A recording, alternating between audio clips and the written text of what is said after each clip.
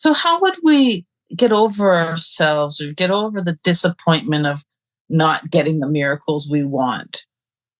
That's an excellent perspective. I've never really thought of it like that, Linda. And I think I can only speak from my own viewpoints because I don't know how anybody else really feels. I can see behavior, but I don't know how you feel. When we look for miracles, usually we are begging for help. There have been times in my life, oh my God, it's been so difficult. Everybody's had this, right? Things are so hard. I don't know what direction to go in. Nothing I'm doing is working. I'm stuck in my emotions. I'm doing some kind of weird addiction of thought or behavior, and I'm just stuck. So, what am I doing? Then I'm asking for help. I'm like, somebody, something, help me. What the hell is going on? It can be many, many things. We all know that point. But we also know that there's a point that something clicks. Something clicks. And if it were a miracle where it just fixed it immediately, well, maybe our soul goes, well, now they got to come back and do it again. So we want immediate help and we want that divinity. We want that divinity coming into every situation, but we're not going to get it. It sucks. It's just ridiculous. I spend way too much time with my addiction of overthinking things, and it's an absolute addiction. I'm obsessed with research. That is what I do. I want to know why. I do these radio shows and podcasts trying to explain this is my process. I hope it helps. Whatever yours is, don't believe a damn thing I say, figure it out. We never really figure it out. But what's fascinating to me is we all seem to use the same formulas. We use the same processes.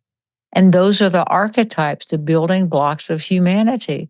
So if we just have a miracle that just fixes everything, that's like being in the astral room where you can think something and poof, there it is. You know, you can eat 1,000 chocolate sundaes and you never get fat. Or maybe if you believe you're going to get fat, you do. So our beliefs feed into it a lot.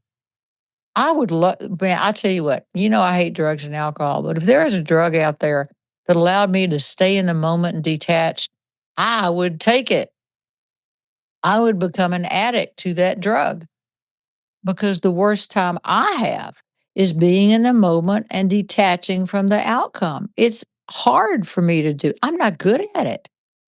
Now I can detach from other things, but there's plenty I can't.